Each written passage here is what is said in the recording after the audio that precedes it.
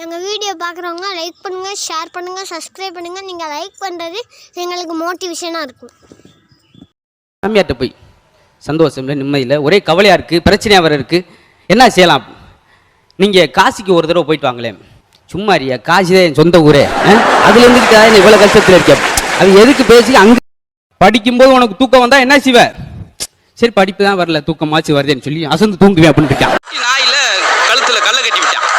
ஏன்னா பாவம் அதே குட்டினா இருக்கு, அதுவும் இவ்வளோ ஒரு கல்லை கட்டி விடுற. சும்மா இருக்கு சார், எவனை பார்த்தாலும் கல்லை கண்டா நாயை காணா, நாயை கண்டா கல்லை காணாம், ரெண்டும் சேர்த்து விட்டு அவங்க பார்த்துட்டு போகிறாங்க. போய் அப்பாட்ட வந்து, அப்பா நேற்று எங்கள் வகுப்பில் சப்பான் எங்கே இருக்குன்னு கேட்டாங்கப்பா. அட பாவியலா, 35 வருஷத்துக்கு முன்னாடி என்கிட்ட கேட்டாங்க, இன்னும் அவங்க கண்டுபிடிக்கலாத. இப்போ நின்றுக்கிட்டு இருக்கல, நேற்று உன்னை டிராபிக் போலீஸ் பிடிச்சிட்டாரா மேடா, 3 பேரோட போனதுக்கு டிராபிக் போலீஸ் பிடிச்சிட்டாரா. அப்புறம் என்ன செஞ்சேன்? அங்கிட்ட ஒருத்தர் நின்று அவனையும் கூப்பிட்டு 4 பேரா போனேன் அப்படின்னு இருக்கான். 3 பேரை பிடிச்சி கூடத்துல மணி அடிச்ச உடனே நான் வீட்டுக்கு வந்துடுவேன். நீடா நான் அப்படி ஒன்றும் கோலம் கிடையாதுடா, திருப்பி அடிச்சு அவனுக்கு செவுல பேக்காம வர மாட்டேன் அப்படின்னு இருக்கான். அன்னைக்கு ஒரு நாள் கண்ணு மங்களா தெரிஞ்சுன்னு போனான், நண்பரை கூட்டிட்டு போய் பார்த்தேன், போர்டு மட்டும் இருந்துச்சு, போர்டில் பேரை காணாம். என்னடா இந்த டாக்டர் தேடி வந்து போர்டு மட்டும் போர்டில் பேரை காணாம். நான் அப்பயே சொன்னடா இவர் பேர் போன டாக்டர் போர்டில் இல்லை.